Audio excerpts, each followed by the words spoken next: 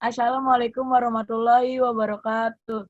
Kami dari kelompok 4 ingin mempresentasikan hasil kelompok kami yang berisi anggotanya ada Mega Shania Putri, Putri Nugrahayati, Umi Syafitri Novrianti, Hilal Tazkiyatun Nufus, Rifki Ilham Oktaviano, dan Aldifa Dafa Yardin. Kelompok ini menjelaskan tentang generasi monitor. Apa itu pengertian monitor? Monitor sendiri merupakan perangkat keras yang digunakan sebagai alat output data secara grafis pada sebuah CPU. Monitor juga sering disebut sebagai layar tampilan komputer. Monitor termasuk salah satu perangkat keras atau hardware yang digunakan sebagai penampilan output video dari sebuah CPU, dan kegunaannya tidak bisa dipisahkan dalam pemakai komputer. Resolusi itu akan menjadi penentu tajamnya gambar yang dapat ditampilkan di layar monitor. Ada beberapa banyak jenis monitor dan juga jenis komputer yang digunakan sampai sekarang, mulai berbentuk besar dengan layar cembung, sampai terbentuk tipis dengan layar datar atau flat. Lanjut. Yang kedua, itu ada fungsi monitor. Fungsi monitor adalah satu, sebagai output dari memori komputer atau central processing unit berupa binar. Binar ini harus diubah menjadi bahasa manusia yang nantinya akan ditampilkan ke monitor, sehingga bisa dibaca oleh pengguna atau user. Yang kedua, itu semua monitor mempunyai jenis resolusi yang digunakan untuk menampilkan gambar, sedangkan ukuran inci LCD akan memberitahu apa jenis resolusi yang tersedia. Yang ketiga, itu ada layar monitor dengan ukuran 17 inci, bisa mempunyai resolusi 1024 kali 768, sedangkan layar dengan ukuran 20 inci akan mempunyai 1600 kali 1200. Jumlah dalam inci ini yaitu ukuran layar monitor, diagonal, sedangkan resolusi adalah lebar piksel dengan tinggi piksel. Lanjut. Yang ketiga ini ada Geisler. Geisler ini yaitu awal sejarahnya monitor. Komputer yang dimulai dengan adanya FDT atau bisa disebut dengan The Video Display Terminal, yang berupa layar, yang dimana tergabung dengan keyboard dan dihubungkan ke komputer. Tahap perkembangan monitor komputer pertama ini terjadi pada tahun 1855 dengan ditandai penemuan tabung sinar katoda oleh ilmuwan dari Jerman yang bernama Heinrich Geisler.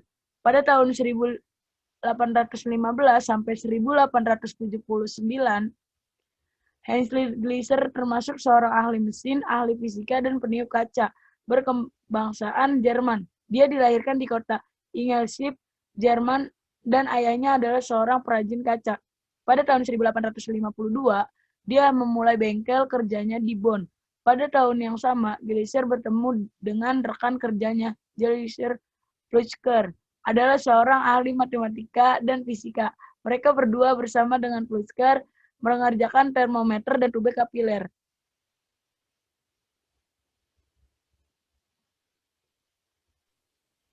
Geisler dianugerahi medali emas pada tahun 1855 pada pemeran kelas dunia di Paris atas kerajinan kaca miliknya yang memiliki kualitas tinggi.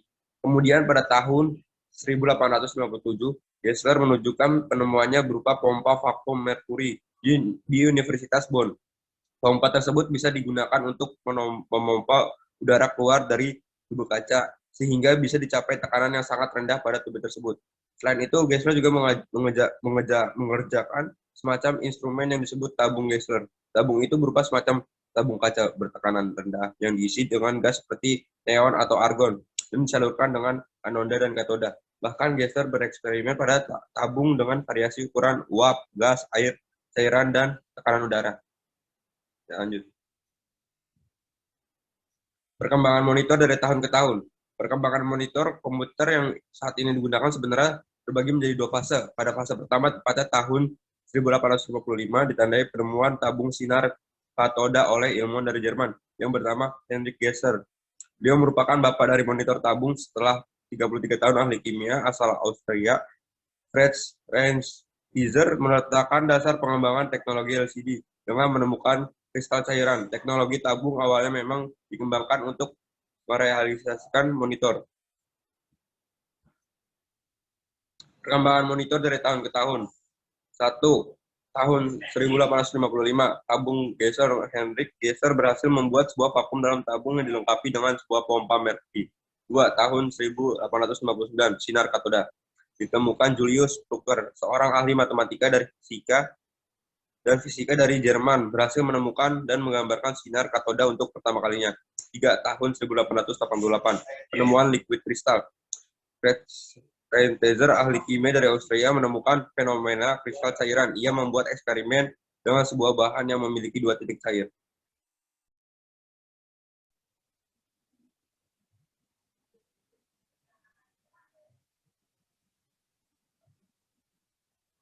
Perkembangan monitor pada tahun 1897, yaitu tabung Brown, yang ditemukan oleh Carl Ferdinand Brown, mengembangkan tabung sinar katoda dengan memperkenalkan aplikasi pertama dengan menggunakan osiloskop. Terus tahun 1930, siaran full elektronik, yang menemukannya Manfred von Ardenne. Ilmuwan Universal Knowledge berhasil membuat siaran televisi full elektronik pertama pada tahun 1931. Ia memperkenalkan penemuannya di ajang internasional radio show di Berlin. Terus pada tahun 1963, penemuan liquid kristal Can-Bethanyl, yaitu yang ditemukan oleh George Gray, ahli kimia dari Universitas Hull, Inggris. Menemukan kristal cairan Can-Bethanyl, kristal ini menjadi dasar untuk pengembangan bahan kristal cairan stabil yang digunakan pada LCD sampai saat ini. Lanjut.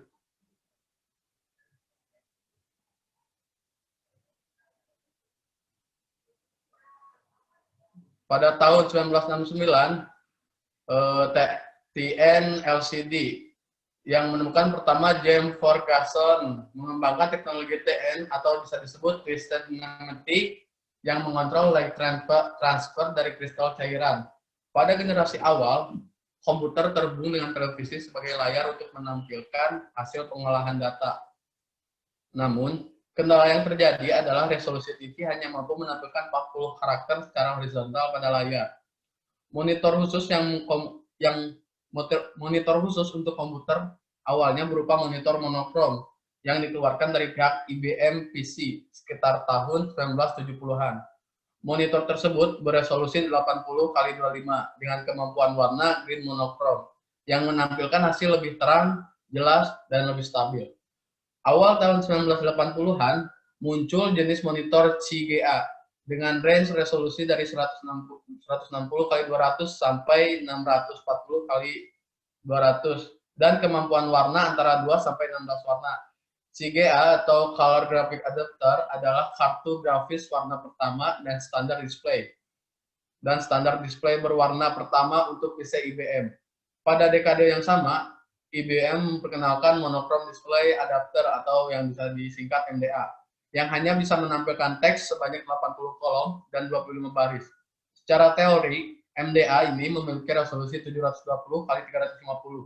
Angka ini muncul dari hasil perhitungan lebar karakter, yaitu 9 piksel dengan jumlah kolom 80 kolom, dan tinggi karakter 14 piksel dengan jumlah baris 25 baris. Next. Kemudian, pada tahun 1984, IBM memperkenalkan Advanced Graphic Adapter atau IGA yang memiliki spesifikasi lebih tinggi dibandingkan CGA. IGA memiliki kemampuan untuk menampilkan 16 warna dengan resolusi 640x350 yang memungkinkan pengguna tingkat tinggi seperti menampilkan mode grafis.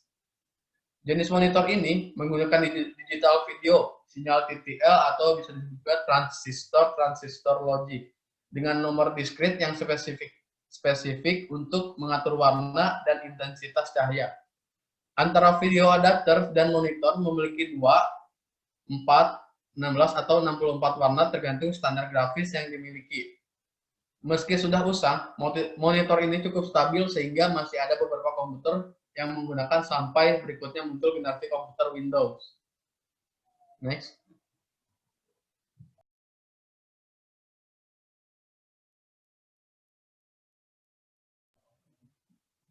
Pada tahun 1987, Pada tahun 1987, IBM memperkenalkan tampilan standar Video Graphics Adapter atau VGA. VGA merupakan standar analog video dengan sinyal R atau red, G atau green, dan B atau blue yang digunakan untuk menampilkan objek full color dengan intensitas yang tinggi. Meskipun standar VGA sudah tidak digunakan lagi karena sudah digantikan oleh standar yang baru, VGA masih diimplementasikan pada Pocket PC. VGA merupakan standar grafis terakhir yang diikuti oleh mayoritas pabrik pembuat kartu grafis komputer. Hal ini dibuktikan dengan melihat generasi-generasi sesudah VGA seperti PGA, XGA, atau SVGA menggunakan teknologi yang sama dengan VGA, yaitu standar analog video. Tampilan Windows sampai sekarang juga masih menggunakan modus VGA karena didukung oleh banyak produsen monitor dan kartu grafis. Pada tahun 1990, IBM memperkenalkan standar grafis Extended Graphics Array atau XGA. Pengembangan dari 8514A generasi berikutnya yaitu XGS-2 memberikan resolusi 800 x 600 piksel yang menghasilkan 6 juta warna dan resolusi 1024 x 768 yang menghasilkan 65,536 warna. Kedua jenis resolusi ini merupakan standar grafis yang paling dikenal di masyarakat. Namun generasi monitor terbaru pada saat ini adalah teknologi Liquid Crystal Display atau LCD yang menggunakan sejenis kristal cair yang dapat berpendar. Teknologi ini menghasilkan monitor yang dikenal dengan nama flat panel display dengan layar berbentuk pipih dan kemampuan resolusi yang tinggi. Tahun 2000, layar datar untuk home user monitor dengan layar datar tipis ini semakin terjangkau harganya bagi home user. Tahun 2005, layar 3D pertama Toshiba memperkenalkan layar 3D pertama yang menawarkan efek 3D tanpa menggunakan alat bantu lainnya. Namun mata harus pada posisi tertentu. Ya, lanjut.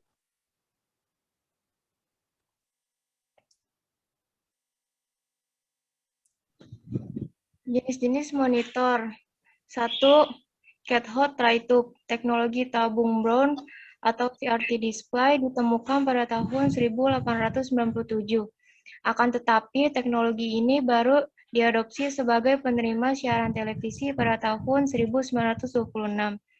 Sejarah penemuan teknologi CRT sudah lebih dari 100 tahun dan memiliki kualitas gambar yang sangat bagus.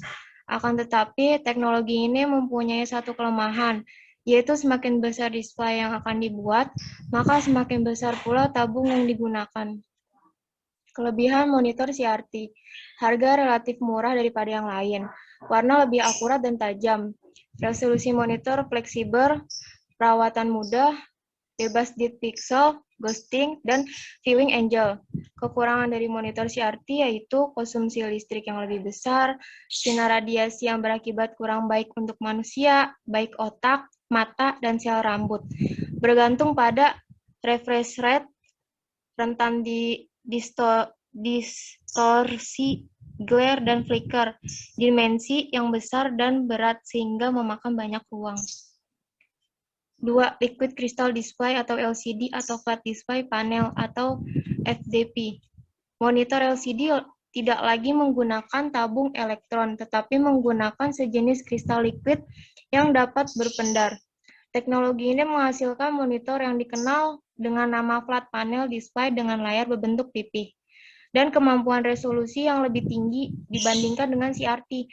Karena bentuknya yang pipih, maka monitor jenis flat tersebut menggunakan energi yang kecil dan banyak digunakan pada komputer-komputer portable.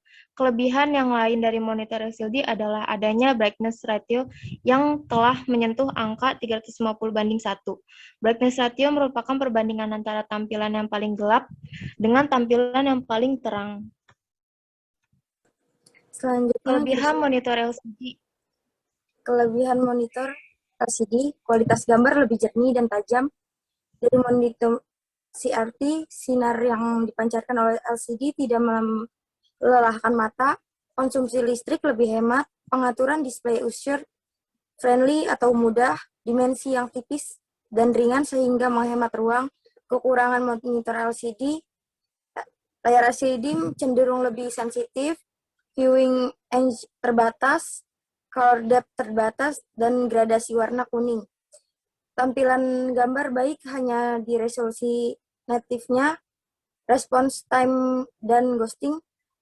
Harga lebih mahal, perlu perawatan ekstra, hati-hati, dan dead pixel. Next. Monitor LED atau light emitted monitor LED memiliki bentuk seperti monitor LCD, namun monitor LED lebih ramping. Monitor LED memunculkan sebuah tampilan pada layar menggunakan emisi cahaya. Monitor LED menggunakan teknologi LED backlight. LED lebih efisien mengeluarkan cahaya. Kelebihan monitor LED dari segi konsumsi daya listrik, monitor LED lebih hemat daripada monitor LCD. Namun kelemahan monitor LED yaitu harga lebih mahal daripada monitor LCD. Kelebihan monitor LED itu ada kontras gambar yang sangat tajam hingga jutaan piksel, konsumsi listrik yang lebih hemat dibandingkan LCD, usia pemakai LED lebih panjang, ukuran yang lebih slim, lebih ringan daripada LCD, pencerahan lebih baik dibandingkan LCD. Kekurangan monitor LED yaitu harga lebih mahal dibandingkan LCD. Layar LED lebih tipis, cenderung lebih sensitif. Jenis-jenis monitor ada plasma atau organic light emitting diode atau OLED. Monitor jenis ini digabungkan teknologi CRT dengan LCD dengan teknologi yang dihasilkan mampu membuat layar dengan ketipisan menyerupai LCD dan sudut pandang yang lebih selebar CRT.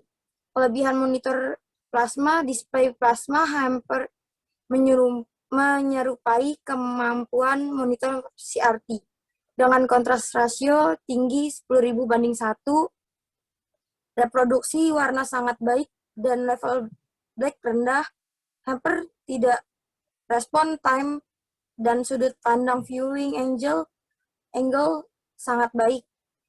Bentuk ramping. Kelemahan monitor plasma, harga relatif mahal, memiliki ukuran pixel pitch lebih besar, memiliki bobot yang sangat berat, konsumsi daya dan operasional suhu yang tinggi. Saat plasma untuk perwakilan tiap pixel hanya memiliki fungsi on-off sehingga reproduksi warna jauh terbatas dibandingkan CRT ataupun LCD.